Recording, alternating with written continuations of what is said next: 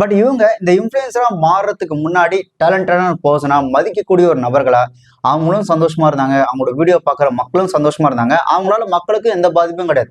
மக்கள் பிடிச்சா பிடிச்சிருக்குன்னு சொன்னாங்க, பிடிக்கலாம் பிடிக்கல, இதை நீங்க மாத்தீங்க அப்படின்னு சொன்னாங்க. அவங்களும் அதுக்கேற்ற மாதிரி மாத்துறாங்க. பட் இவங்க இன்ஃப்ளூயன்சரா மாறினதுக்கு அப்புறம் நான் சொல்றபடிதான் நீ கேட்கணும், நான் சொல்றபடிதான் வாங்கணும், நான் சொல்ற மாதிரி உன் வாழ்க்கையை வாழணும் அப்படின்னு அவங்களோட இன்ஃப்ளூயன்ஸை பயன்படுத்தி மக்களை பயங்கரமா இன்சிஸ்ட் பண்ணி அவங்களோட அந்த என்ன சொல்றது அவங்களோட லாபத்துக்காக மக்கள்கிட்ட திணிச்சு இவனுங்கிட்ட நம்ம என்ன பண்ணியாவது எப்படினா பணத்தை சம்பாதிக்கலாம் அப்படின்ற அந்த எண்ணம் தான், அந்த மனநிலை தான், தான் நல்லா வாழணும், தான் சொகுசா வாழணும் அப்படின்றதுக்காக செத்தாலும் பரவாயில்ல, எவன் குடிய கெடுத்தாவது நம்ம சந்தோஷமா வாழ்ந்தா போதும், ஒருத்தரோட சாவுல கூட நம்ம வாழ்ந்துக்கலாம் அப்படின்ற எண்ணம் தான் இந்த மரணம். இந்த சோசியல் மீடியா ஆரம்ப காலகட்டத்தில் எப்படி இருந்ததுன்னா நம்மளோட திறமையை காட்டணும், அதை மக்கள் பார்க்கணும், மக்கள் பாராட்டணும், இப்படிதான் இருந்து.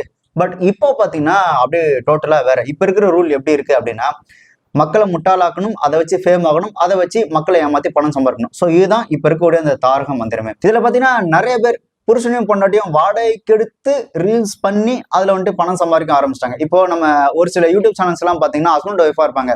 ஹஸ்பண்ட் ஒய்ஃப்குள்ள சண்டை வருது, குடும்பத்துக்குள்ள பிரச்சனை வருது, பிரிஞ்சு போறது, மாமியார் வந்து ஒண்ணு சேர்க்கறது, குடும்ப சண்டை வருது, ஊர் சண்டை வருது, ஒரு ஹஸ்பண்ட் ஒய்ஃப் மாதிரி பண்றாங்க இல்லையா?